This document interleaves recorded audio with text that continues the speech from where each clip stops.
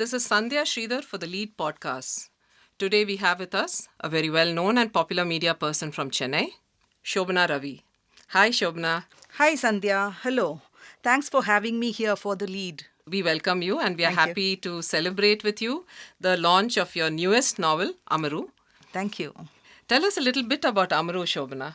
Well, Amaru, as I have described in my book, is the story of Adi Shankara transmigrating to another body, a king's physical body, when the king dies. So this has been stated in many of the texts that relate to Adi Shankara, but of course there is no proper. Of course, documentation. There is no proper documentation, and so this triggered my interest. And when I came to know of Amaru Sataka, which they say was written by Adi Shankara himself when he was transmigrated to another body. So that is what they say. So that is the general belief that Shankara wrote, not Shankara, the king into whose body Shankara's spirit had transmigrated, wrote this the collection of poems called Amaru Sataka. So when I read them, I thought I should write this story. Now, Amaru Shataka is love poetry, isn't it? It is. Isn't it at odds with Shankara himself, the ascetic Shankara, who's known to have, in some part, engendered Hindu Renaissance at that time? Yes. So, did it strike you as something very difficult to write? I mean, you have here a larger-than-life Adi Shankara, and then you have the Amaru Shatakam, which is it almost erotic love poetry, or am I mistaken? No, it is more sensuous, I should say, more than erotic. It is sensuous. Actually, larger than life, I can't think of anybody larger than life. Of course, what Shankara did, he lived only for 32 years, they say. And within 32 years, he has written so much, he has traveled so much, and he has taught so much. His mother's son, he came back to do her last rites. So he was very human also. And I think anybody who is evolved will be very human. That way, I thought when Shankara transmigrated to another body, he must have been a very human and humane person. I was able to understand Amaru Sataka better because I thought that was how one would have undergone that transmigration. As it wasn't a contrast or a No, it no, wasn't it was only complementing. Okay, Adi Shankara's personality and his learning. You have written the book more or less like a thriller, that was the interesting part. I mean, to listeners, this book not just is historical fiction, it is historical thriller with Adi Shankara at the heart of it. So you have the central plot of his transmigration into King Vajraditya's body, and the events central to the book all take place in Kashmir. Yeah. So here this is what is interesting. All those years ago, thousands of years ago, we had this ascetic from the very south of India, that is in Kerala, Kaladi in Kerala, walking all the way to Kashmir, and he must have crossed the entire subcontinent, and he's gone to the other end in Kashmir where these very tumultuous events take place. So actually, there are two versions of the story. One version says that he transmigrated to the body of Kashi king. Another one says that he transmigrated to the body of Kashmir king.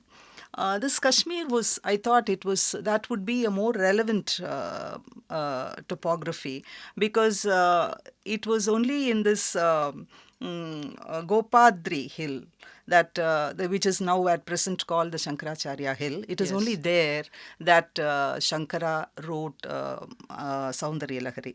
So I thought that Shankara must have been there in that place for a long time, and somehow I thought the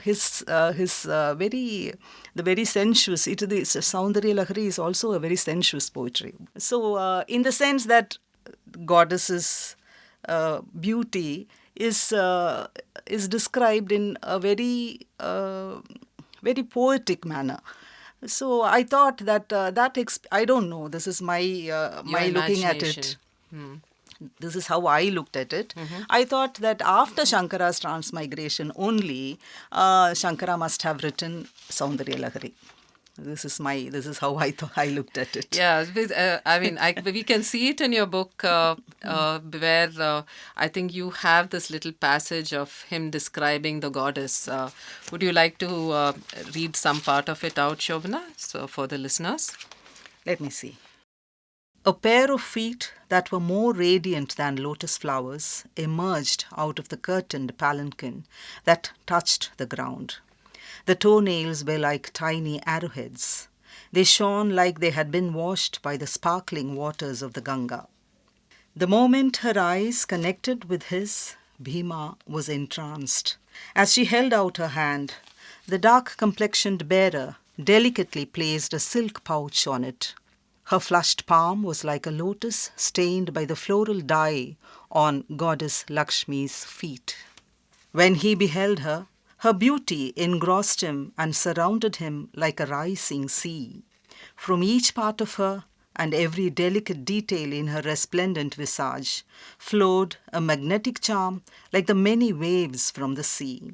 "What is your name?" asked the smitten Bhima as he walked backwards. "Tripura Sundari," she answered, and her one word beat all the music that Bhima had ever heard or made. The scent of jasmines and roses woven into her braids was heavenly.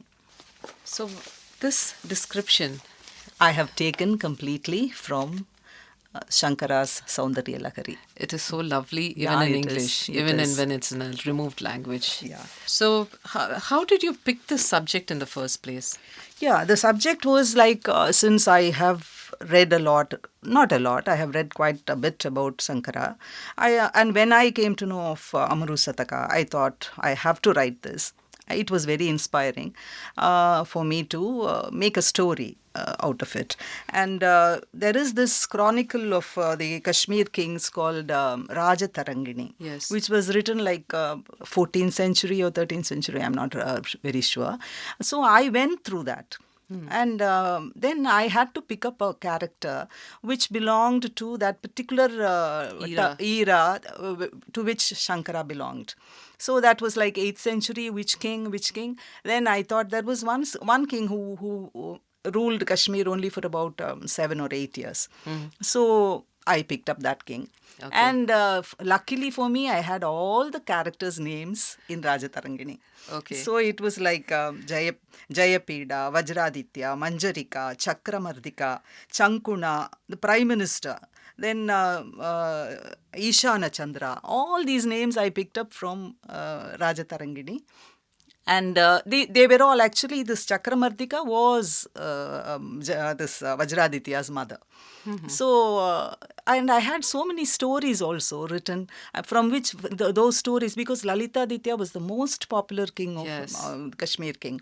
So I took so much of the characters, and there was this magician who was Chankuna's brother. Yes. And so that also I took. And the beads, if you remember. Yes. The beads, even those beads are mentioned in this How story. Interesting, yes. Extraordinary. So it was not totally my imagination. So when I read of all that, I was able to put them all together as a story. And now after writing it, when I read it again, I think maybe it happened only like this. So it is almost as if the story was out there waiting for you to write it in some sense. Yeah. So did you think, I mean, here you have the title of the book as Amaru, and you have the tagline saying when Adi Shankara had to learn the art of love. Did you at any point, did this tagline worry you? Because purists may kind of take exception to it, or did you ever, I mean, did you expect a contrary point of view to this, to the novel? Yes, it is a very touchy subject. Like Shankara is an ascetic who wanted to be an ascetic and who took his mother's permission to become an ascetic. When he was very young, a crocodile held his leg, and at that point he got his mother's permission. So that way he wanted to be an ascetic. But then his Shankara had to learn the art of love. Why would he? He had to do that because he wanted to establish the Hindu approach, the philosophical approach, because Buddhism had already made it was slowly creeping into to India.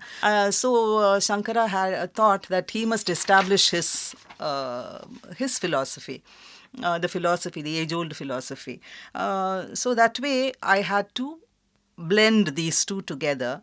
But I thought that he went into another king's body because he wanted to establish his philosophy, not because of anything else, not because he wanted to know what it was. So that way, I think, though it is a touchy subject, I think I have not deviated from the very purpose of Shankara's life. That's good to hear. So, how was the writing of the book? How did it pan out? I mean, did you start out by thinking that this should be a thriller, or this should be Shankara's, his route to enlightenment? How did this? Because towards the end, the last few chapters, the readers like literally on the edge, because it's like a neck to neck where all the events like literally hurtle to, the conclusion. End, yeah. Yes. No, actually, I did not plan the plot. I could not. I knew what the end was going to be. And in the beginning, I was fixing my characters. And of course, I knew Shankara in the way I can know him as a spiritual person. Mm-hmm. So I knew Shankara, only Shankara. Mm-hmm. And I knew that I had to come to that conclusion where he will emerge victorious. So, but that was not going to be easy. It was going to be a struggle. So when I started picking up characters, these characters by themselves led me on to the conclusion. And I think I was fortunate in getting the right characters into the plot. So I can't claim a responsibility for the whole plot. It was the characters who led me on to the denouement and the climax and everything. Okay, so in a sense, it was perhaps Shankara's pen or Shankara's I don't know guiding your writing. Guiding maybe. Yeah. So a little bit about what does interest you? How would, as a person, how would you describe yourself? We have seen that your earlier book was auspicious, and this is Amaru. Yeah. What is the kind of topic that interests you? What are your beliefs? Your personally, what are the how would you describe yourself as a person? It is not even belief, it is what I know. Like my aim in life was to know myself and to live the life as best as it could be lived. I think only this quality of my life would get projected in what I write. Right. So let's go back to your beginnings as a newscaster, newsreader in Doordarshan. How did you come upon that? From this question, I want to lead up to how you got into writing, your own inclination. So can you take us back to how it was to be a popular person, to be a person who was recognized? And in those days, in the early days of television, when we were so excited just to see you on screen, even news reading was, for us, it was extraordinary. It was watching somebody reading news real time. So how was it for you on the other side to be a celebrity newsreader? I did not think that I was going to be a celebrity. I did what I could do. And I did it as well as I could do from the day one till the last day I got my retirement. Okay. So apart from that, I was also quite surprised that people liked the way I read. And of course, I should thank my mother and my school for grooming me to read, to pronounce Tamil in this manner. Mm-hmm. And regarding writing, I have always been writing. I think even in school when I wrote my English essays, I was somehow writing it. So my teacher said that I have a way with my words. You hold a master's degree in English literature. Yeah, I do. Actually, I thought I should do medicine, but then I couldn't bear to dissect a frog. so the next choice for me was literature. So I landed up in this English literature. And after that, I kept on writing. I have been writing from the beginning. Never intended to publish them. But then at one point I thought I was getting too bored and I wanted to do something, and I thought I will do some translations. And but then the economic aspect of it, I thought was I had too much. I had to give too much of my time for the project.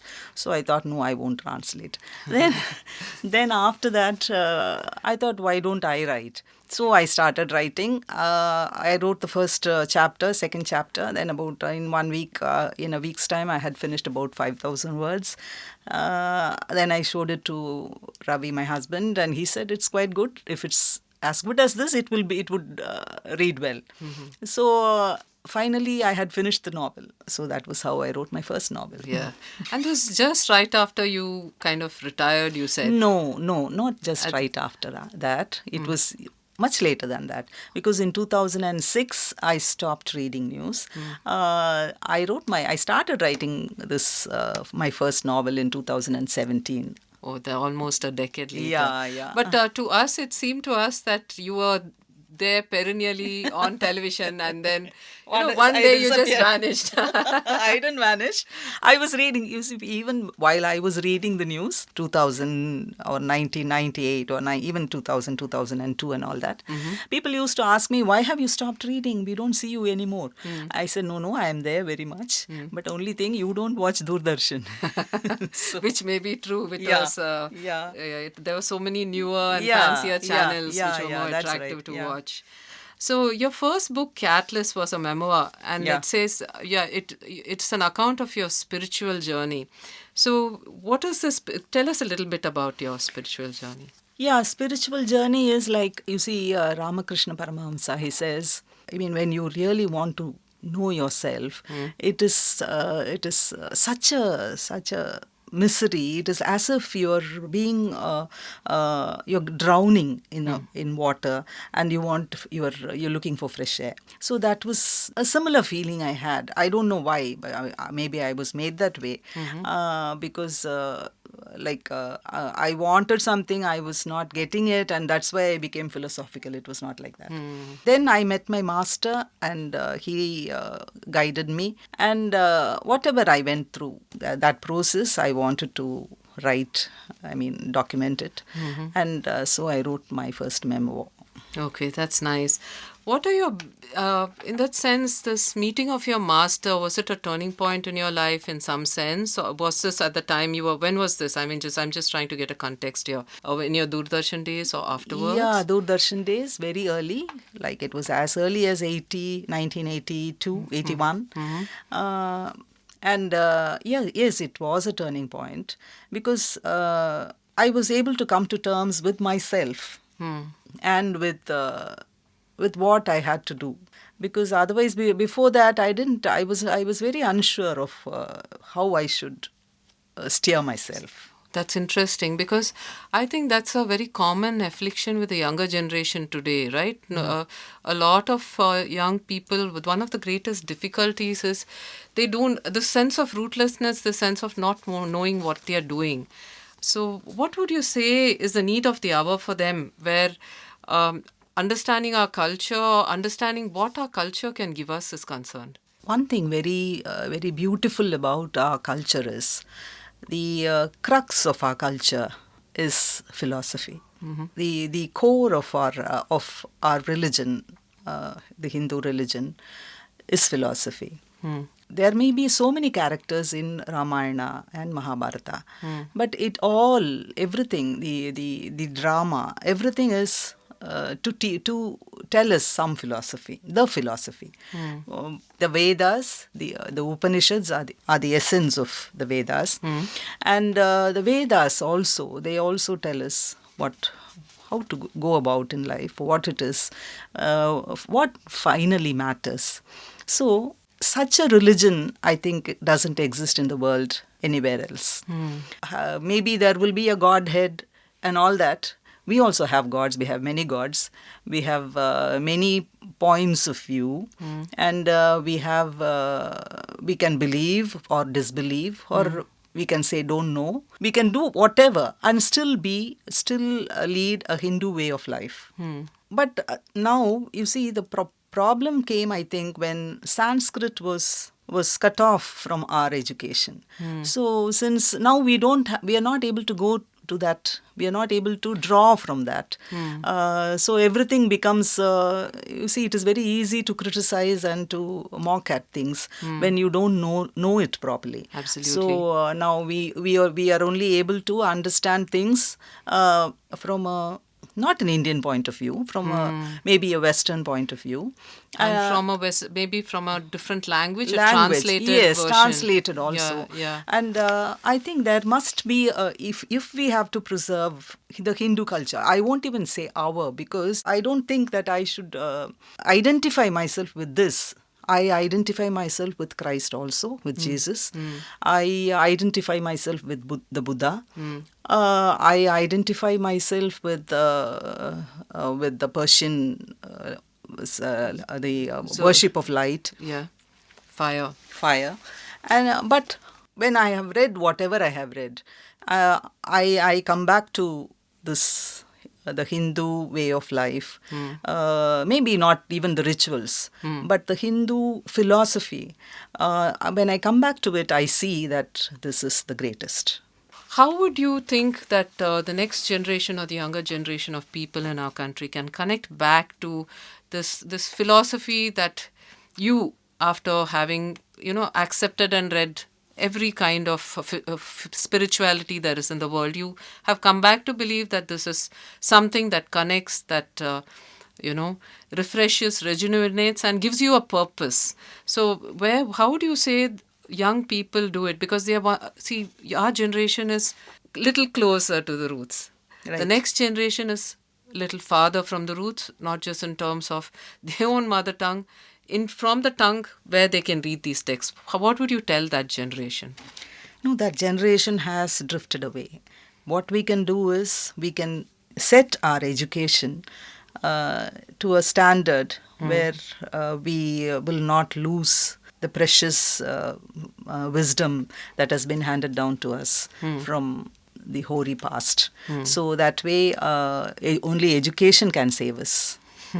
Institutionalized education. And that is very important. Yeah. That is very important.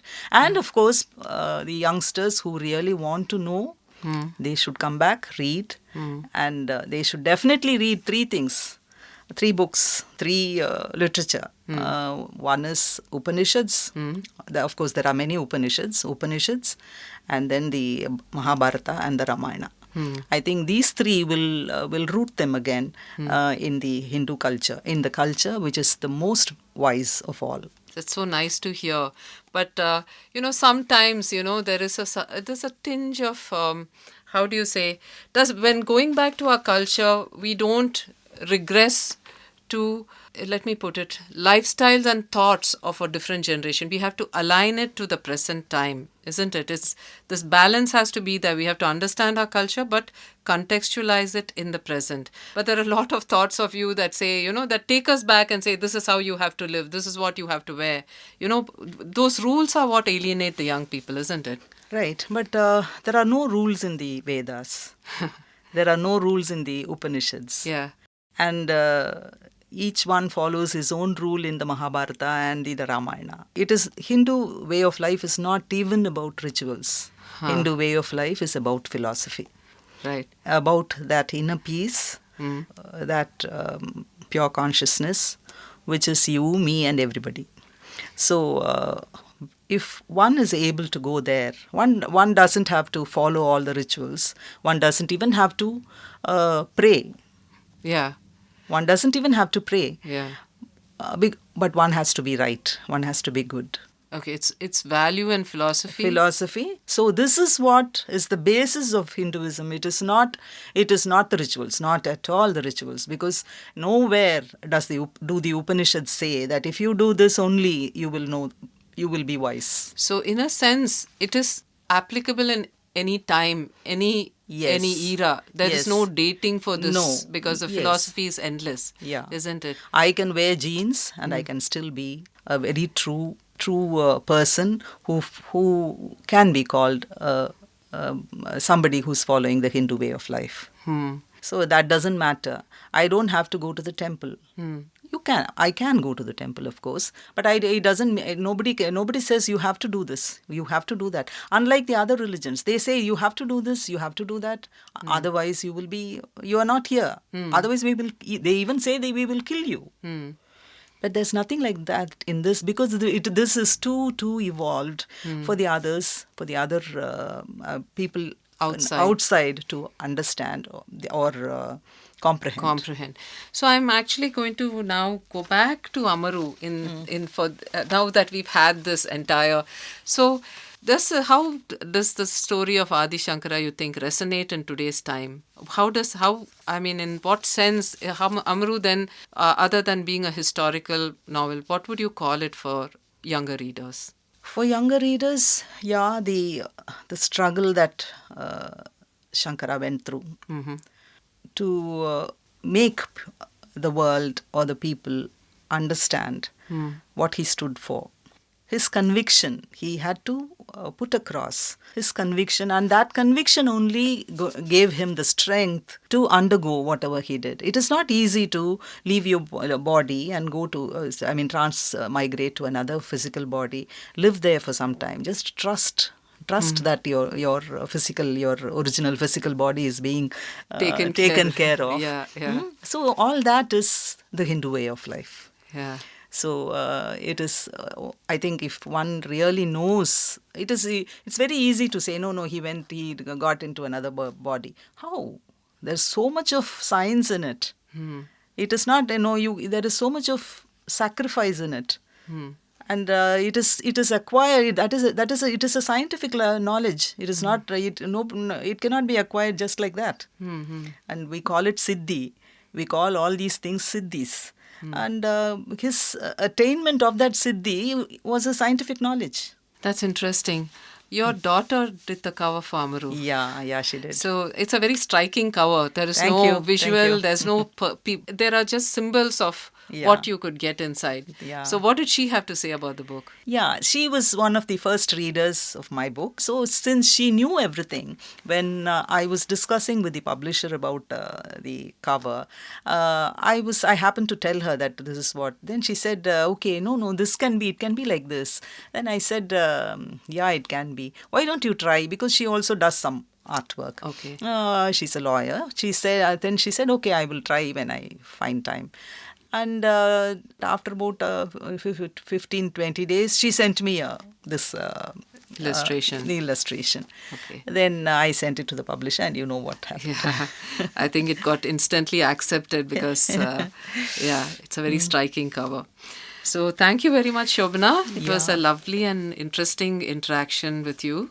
I'm sure that Amaru will do well, and here's best wishes from the Lede for your book.